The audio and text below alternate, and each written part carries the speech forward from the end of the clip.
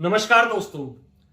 तो दोस्तों, इंडिया और चाइना मई 2020 से आमने सामने खड़े हुए हैं एलएसी पर। एलएसी यानी कि लाइन ऑफ एक्चुअल कंट्रोल, जिसे हम इंडिया और तिब्बत का बॉर्डर भी बोल देते हैं और इंडिया और चाइना का बॉर्डर भी। हाँ दोस्तों, लेकिन क्या चाइना इतना ज्यादा ट्रस्टेबल देश है जिस पर इंडिया विश्वास कर ले, जबकि वो खुद कह रहा है कि हम दोनों एक दूसरे की मिलिट्रीज को पीछे हटा लेते हैं।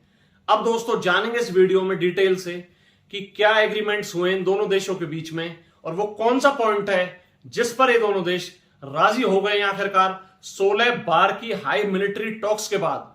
हाँ दोस्तों, तो मेरा नाम है धीरज और आप देख रहे हैं द लॉयर शो।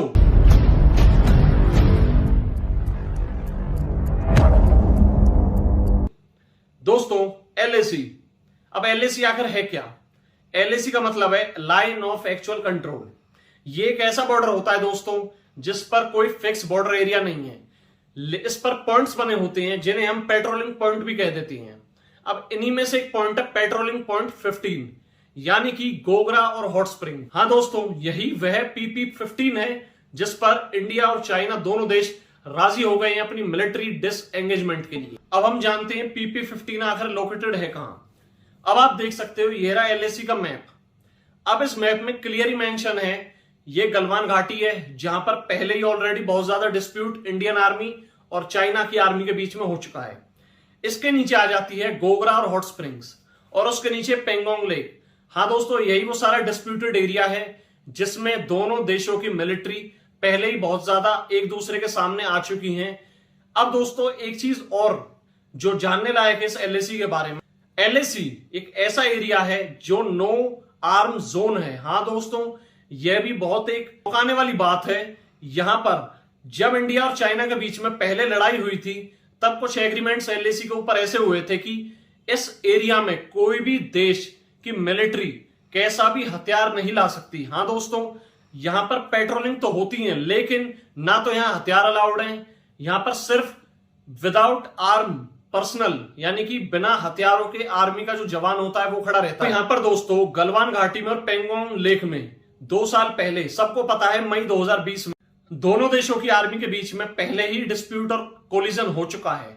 लेकिन फाइनली 2022 में 2 साल बाद जब हमारे विदेश मंत्री डॉक्टर एस जयशंकर और चाइना के विदेश मंत्री वांग यी 9 जुलाई को एससीओ की मीटिंग में बाली में मिले थे, तब उनके बीच में फाइनली आखिरकार जाकर जब 16 बार की हाई मिलिट्री टॉक्स हो चुकी थी, उसके बाद जब ये दोनों विदेश मंत्रियों की मीटिंग होती है तब फाइनली डिसीजन लेते हैं कि हां अब समय आ चुका है कुछ शांति बरकरार की जाए।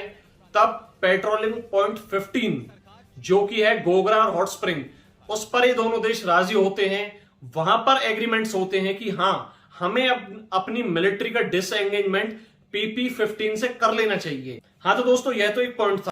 हाँ, लेकिन एक महत्वपूर्ण जो बात चाइना सोचकर चल रहा है वो ये भी है कि समरकंड में, एक शहर का नाम है समरकंड, जिसमें चाइना के राष्ट्रपति शी जिनपिंग और इंडिया के प्रधानमंत्री श्री नरेंद्र मोदी जी हो सकता है कि मिले और दोनों देशों के बीच में द्विपक्षीय वार्ता भी हो। हाँ दोस्तों, चाइना इस चीज को स्ट्रेटेजिकली सोचकर चल रहा है कि कोई भी ऐसी चाइना की तरफ से उकसाने वाली हरकत ना हो तब जब इंडिया के प्राइम मिनिस्टर और चाइना के राष्ट्रपति उस मीटिंग में मिले। यह चाइना की एक बहुत बड़ी स्ट्रेटेजी भी है दोस्तों। लेकिन क्या इंडिया चाइना पर ट्रस्ट कर सकता है? बिल्कुल भी नहीं, क्योंकि पहले भी इंडिया ने चाइना को विटनेस किया है कि चाइना कई बार उसे धोखा दे चुका है। और हाँ दोस्तों, चाइना आंध्र प्रदेश के जितना भी रीजन है उसके बॉर्डर पर बिल्कुल पक्का इंफ्रास्ट्रक्चर बना चुका है जो कि इंडिया के लिए एज अ डायरेक्ट थ्रेट है। हाँ दोस्तों, इंडिया को सोचना चाहिए कि एलएसी पर डिसएंगेजमेंट के एग्रीमेंट्स तो हुए हैं, लेकिन क्या चाइना इतना ज्यादा ट्रस्टेबल है? यस, यह सब कुछ हमारी सरकार को सोचना होगा। और हाँ दोस्तों, अगर आपको वीडियो अच्छी लगी हो तो लाइक करें, चैनल को सब्सक्राइब करें। और हाँ दोस्तों, अगर मेरा ये कंटेंट आपको पसंद आता हो तो प्लीज कमेंट में जाकर बताएं कि क्या ऐसे अमेजिंग कंटेंट्स और या फिर क्या ऐसे नए टॉपिक्स जिनके ऊपर मैं आपको कुछ बता सकूं। नेक्स्ट वीडियो तक के लिए दोस्तों स्टे ट्यून्ड।